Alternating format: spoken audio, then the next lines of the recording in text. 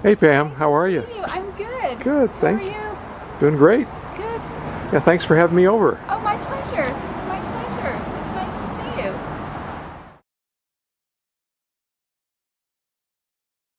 I was at Rancho Amigos Medical Center as the vocational rehab counselor on the brain injury team.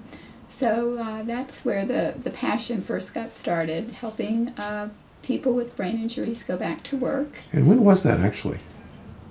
The year, Uh-huh. that would be 1975 Uh-huh. to about 1983. hmm And you were really one of the pioneers, I recall, with an interdisciplinary team approach to occupational rehabilitation and vocational rehabilitation. That's right. The things that we were doing at Rancho back then, when I go to meetings now, they're talking about teams, and I'm always like, "Well, we did that, in the '70s. That's what we did."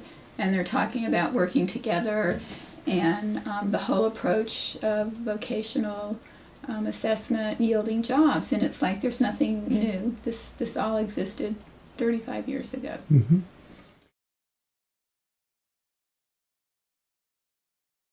When I was at Rancho, everybody was so knowledgeable and so passionate about what they did.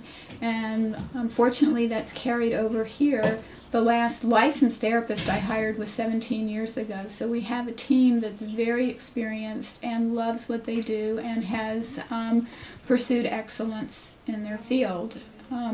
The other thing that we do here is the vocational part of rehabilitation. Since I personally am a rehab counselor and believe in going back to work, that's infused in all areas of the program. Getting better, having a purpose, having meaning in your life, and work is a big part of that.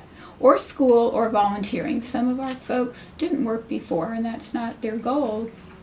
But if they were a mom and managed a house with 4 kids, we want them to be able to do that. If they were in college or if they were going to college, we want to give them the skills to do that.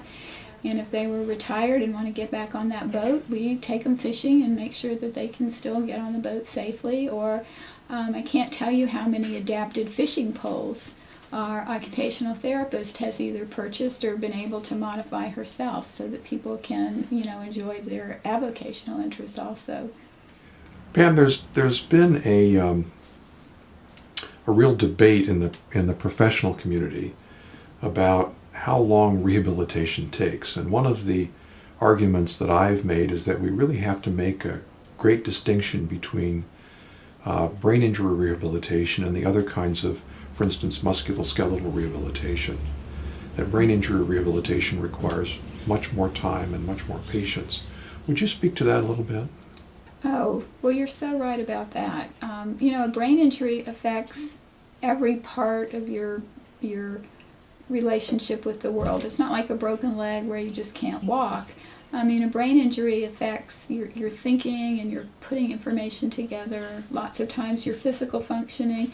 And those things take time to heal and just to reintegrate if you're going to have to learn new strategies. So that's the other part of rehabilitation with the brain injury, the teaching of compensatory techniques and strategies to make it so that you can function again. Mm-hmm.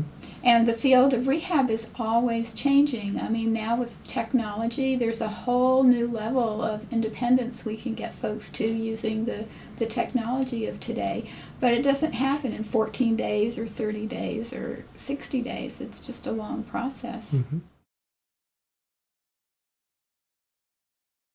And last year we had a lot of engineers, and every one of them went back to what they were doing, from designing safety seats to airplanes to designing television sets and the high technology that goes into there. So that's always very exciting. And then we just had a lady who was a mom of 4 kids, and she was planning this extravagant party for her in-laws' 60th wedding anniversary. And when she came here, we were all like, "Oh my gosh, this lady can't plan anything." And by the time she left, she had lists and she planned it, and the party was perfect. And so that was really important to her.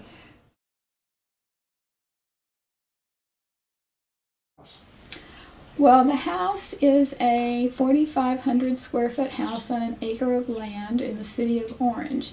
We're a one-story house, so we're totally wheelchair accessible. And we have a very large front yard, and we use the front yard for therapy. A couple of weeks ago, we had a celebration. It was very hot, so we had a balloon toss contest, staff and clients. Again, it sounds like fun, but it required hand coordination and some physical skill to stand there and try and catch the balloons, and a lot of laughing as they were popping all over us. So we've set up volleyball nets. We run soccer drills in the yard, so it's a nice therapeutic place, and especially for our younger clients who were very physical before, it's a good place for them to practice skills that they're going to be using when they go back. And then we have, we're sort of in the country here, but we're like 2 minutes from markets. We have a college right at the corner, so we can easily access the community also.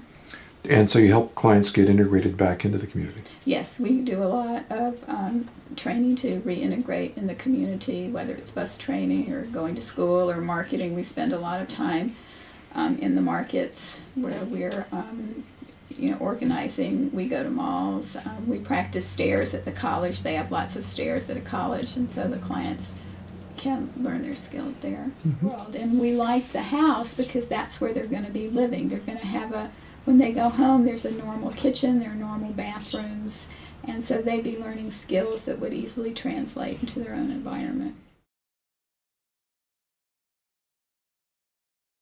We have 3 separate work benches, so as clients are involved with projects, clients get to pick a project that's meaningful to them. But we've had clients make little chairs if they had children, or little tables, and they can set up their project and have their work bench and then plan their project and know it's safe. We, a few years ago, got some power tools because we had a lot of clients who were very skilled craftsmen and carpenters and wanted to use real tools. So all those are under lock and key and only can be used with supervision. But as folks are thinking of returning to a job that uses that, then they're permitted to use that with safety equipment and staff supervision. Great. But, yeah.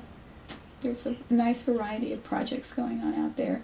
We also have, not to leave out people who don't use tools, we have a sewing machine, and for clients who might have, sewed before or crocheted before, we also have tasks. We have a garden, so people who want to get back to gardening, we can see how they do in uneven terrain, using their hands to plant. Mm-hmm. And so there's a wide variety of activities to do.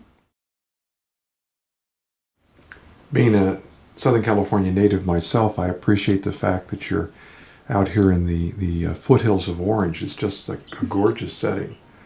I think it's probably one of the most attractive rehab facilities I've ever seen. Well, thank you. We really like it out here. And there's so many people from Southern California who don't know this exists.